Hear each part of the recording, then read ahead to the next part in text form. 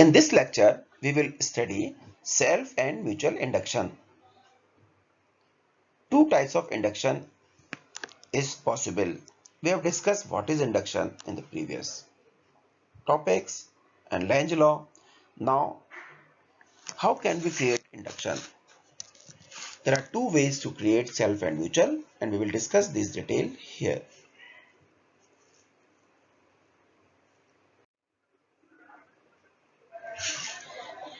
In this unit, we are discussing self and mutual induction, which is here in the syllabus.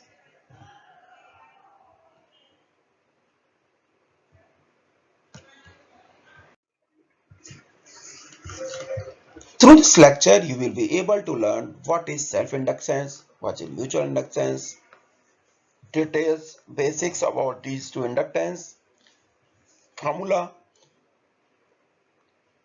You will obtain the formula by these inductance, self and mutual.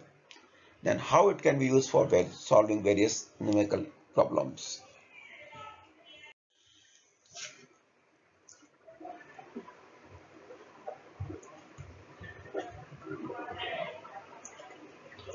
We must know that that inductance is the current production in a coil due to change in magnetic flux in itself or new coil. Whenever there is a coil and you have a change in magnetic flux or change in magnetic field, and induced EMF is generated, and this induced EMF in that coil or wire is called inductance.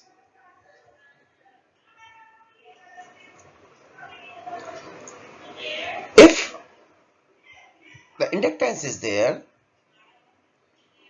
then suppose we have phi is the magnetic flux and I is the current, then phi is proportional to I.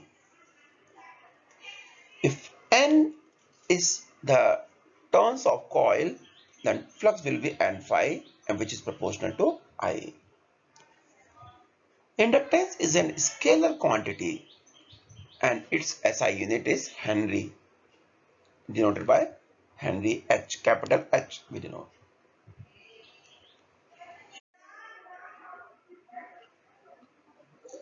Inductance basically depends on many things.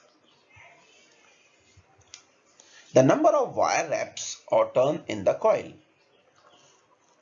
coil area, and coil length.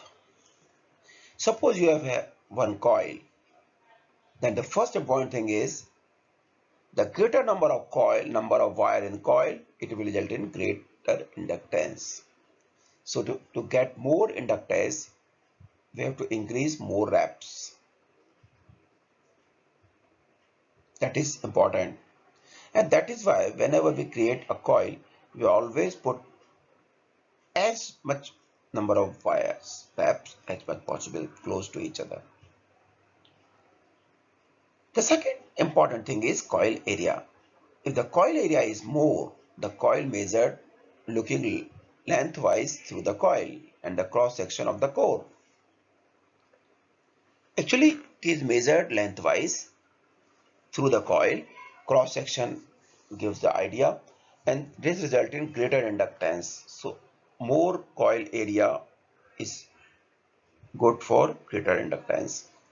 The third thing is length. The longer the length of the coil, the inductance will be less. The length of coil is shorter, the inductance will be greater. So these parameters should be keep in mind.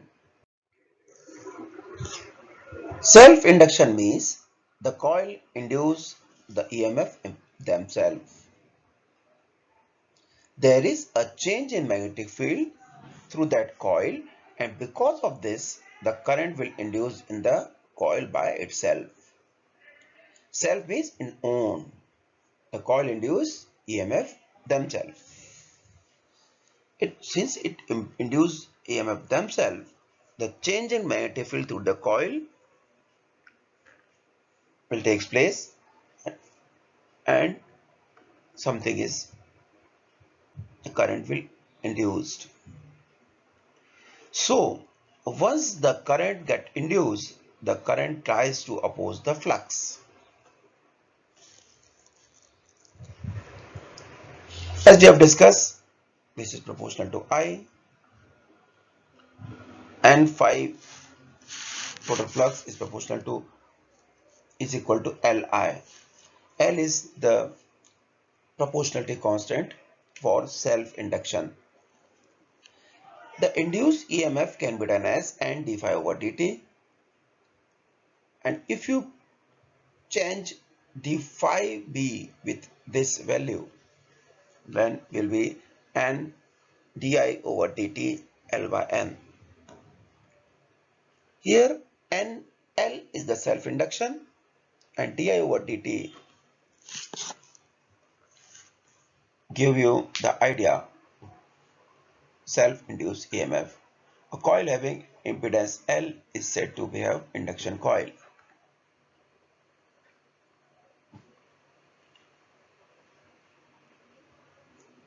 So suppose you are having a single coil and you are observing this inductance, then it can be checked using this, and depends on the same thing, number of loops or EMF. Such type of induction is observed sometime. Suppose you switch off the bulb. I'm giving you this idea of self. Suppose you're switching off the bulb, then something is decreasing. You are decreasing the current. If you are decreasing the current, the system wants to increase the current. So you cannot decrease the current abruptly. The current will reduce slowly, slowly, slowly, because your system wants to resist you. It's a kind of resistance, oppose you. That is why it is giving some current in opposite to this. Similarly, when you increase something, suppose you switch on the light, you are increasing the current. The system will oppose this. System don't want to start the current. So initially it will increase slowly, slowly, slowly. And once it reaches to maximum, then there is no need of inductance. So ultimately, it's a kind of resistance. It always opposes the changes. If you want to stop, it will stop, try to stop. If you want to start something, it opposes the start. When the switch is closed, the battery or source EMF is starts pushing electrons around the circuit. You can see this. There is a switch here, and if you close this switch, the circuit will complete. A magnetic field is there, electric field is there, induction is there, and the current start to rise, creating an increasing magnetic flux through the circuit, and this increase creates induced magnetic EMF in the circuit.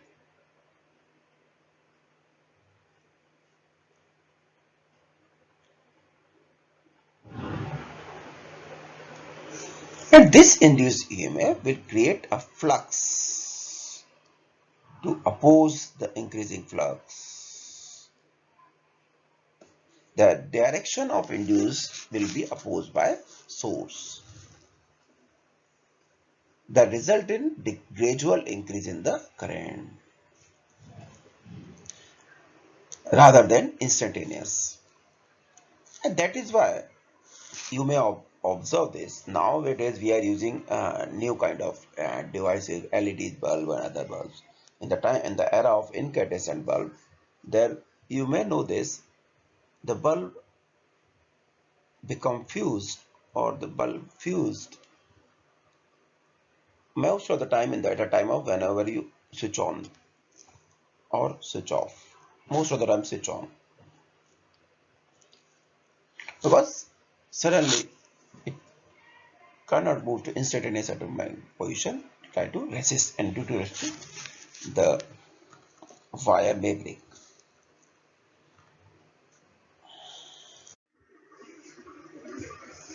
In mutual inductance, the current in one coil induces EMF in other coil. As shown here, you have two coils, of course having different rounds, but I'm not discussing first, so I'm not considering first. You see this, you are having two coil. If you change the current in one coil, this will change the current in second coil. In one coil, you are using battery, and using this battery, you are creating current in this coil. Now the thing is, this current will create magnetic field. This magnet will pass through the second also. And this second, this one, is if something is moving in first and getting a result in second, it's called mutual inductance.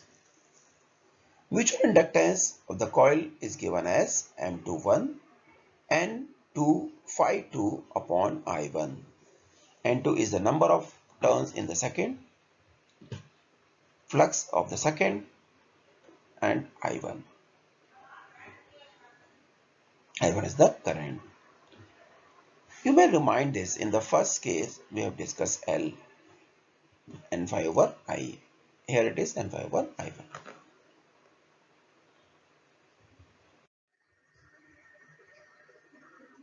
If we have two coils placed near each other, the first coil will make turns and carry the current which result in magnetic field. As both the coil nearly close to each other, the magnetic field through one coil will pass through the other. So one coil causes change in magnetic flux because of which current is induced to the other coil. Hence, there is a primary coil and other one is the secondary coil. This type of induction mainly depends on number of turns, size, shape of the coil and medium between the coil.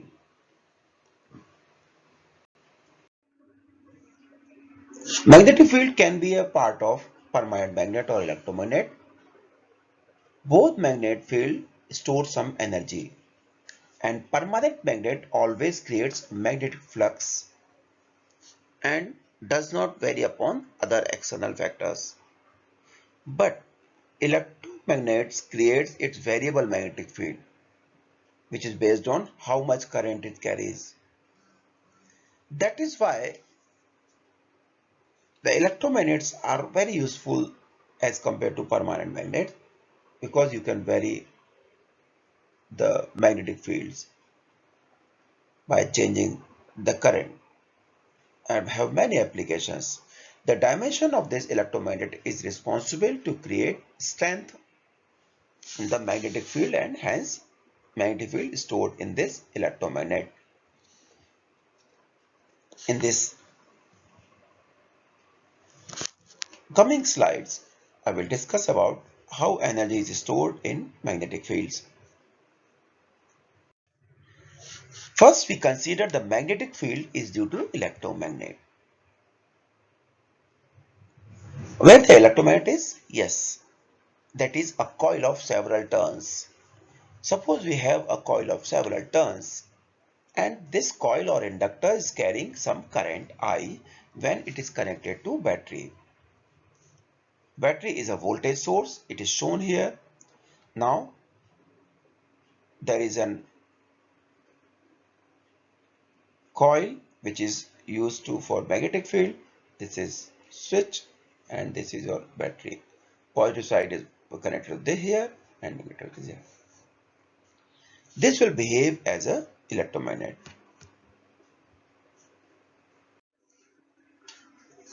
Suppose battery voltage is V, the value of inductor is L and the current I flow through this circuit. Then this, when we switch on, the current will flow through the from 0 to its steady value. But due to self-induction, an induced voltage appears, and this induced EMF is equal to L di over dt. L is the self-inductance and di is the change in current with respect to time. E is always in the opposite direction for the rate of change of current. Energy or work done due to this is current passing through the inductor U. As the current starts from zero value and flowing against the induced EMF, the energy will grow up gradually from zero value to U value. And this can be done as du is equal to W dt, where W is the power. We know the power is change of energy with respect to time. W can also be done as IV or EI with sign. So energy stored can be done as du is equal to W dt. In place of W, I am using EI dt here. EI value can be done as from here, is shown from the arrow. Now, in place of E, we can use L di over dt from self-induction. So dt will be cancelled out and we are living with Li di. Now integrate the energy from 0 to final value will be, it is a half Li square. This is the energy stored in magnetic field. Again, as per the dimensions of the coil, where L is equal to L can be done as mu 0 n square A upon L. Now N is the turns in the coil, A is the cross-sectional area, I is the effective length. So L can be done as this. Again, we can also write current as H into L upon N. H is the magnetizing force, N is the number of turns, and I is the effective length of the coil. So I can be done as I is equal to B into L upon mu 0 N from the previous slide. Now putting these values of L and I in the expression as we have discussed in the previous slide, you can simplify this as B square AL upon 2 mu 0. This is your. In this lecture, we have studied mutual induction, self-inductance, meaning what is this inductance mean, then how it can be calculated, formulas, then how energy is stored in coil in magnetic field, storage of magnetic field energy we have studied. In the next lecture, we will study transformer.